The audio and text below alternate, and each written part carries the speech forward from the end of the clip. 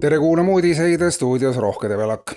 Valitsus andis täna hommikul meediale edasi põhjaliku selgituse, millest selgub, et kõikidele valitsuse plaanidele on kate olemas.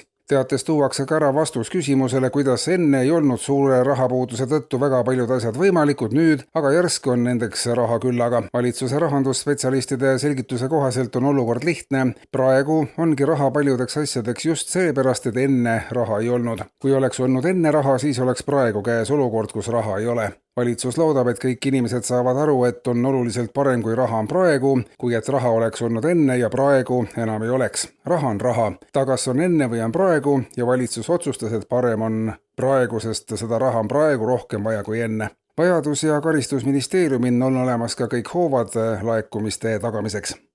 Ja haridusest. Valitsuses on ringlemas eelnõu, mis muudaks senist ranget kooli kohustuse nõuet. Kuna arengud näitavad, et järjest enam on inimesi, kes on seadmas kahtluse alla koolis õpetatud seni üldtunnustatud tõdesid, siis võiks olla koolitee siiski vabatahtlik.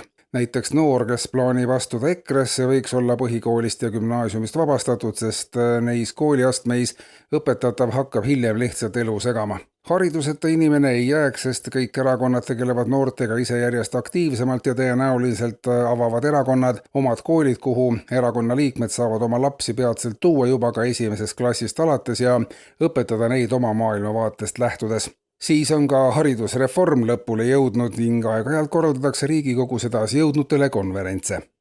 Suurendamaks aga valitsuskoalitsiooni populaarsust rahva hulgas on plaanis lähiajal mitmeid meetmeid rakendada, teatab valitsuse pressiteenistus. Alates septembrist plaanitakse muuta valitsuse istungid publikule nähtavaks reality show formaadis Valitsus otsib toetust. Toimub nii žürii kui rahvahääletus, kusjuures žürii hääled on tähtsamad igas saates. Hääletatakse üks minister valitsuselt välja ja uus sisse. Otsedemokraatia pluss meedia show on tuleviku riigijuhtimise alustalad ja viimane aeg on see ka Eestis kasutusele võtta, lisavad ka poliitikavaatlejad.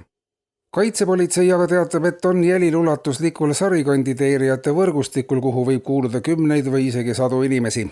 Sarikandideerija kandideerib valimata, kuhu ta kandideerib ja millised on tema isikuomadused.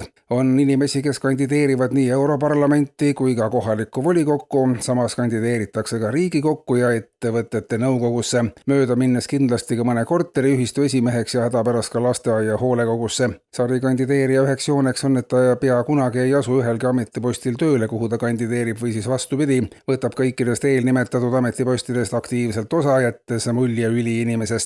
Sarikandideerijad ummistavad kõik konkursid ja valimisnimekirjad ja ning nii ongi inimestel, kel üheks või teiseks ametiülesandeks tegelikult vajalikud omadused ja tahe pea võimatu reaalselt ühiskonda teenida. Eetris olid uudised.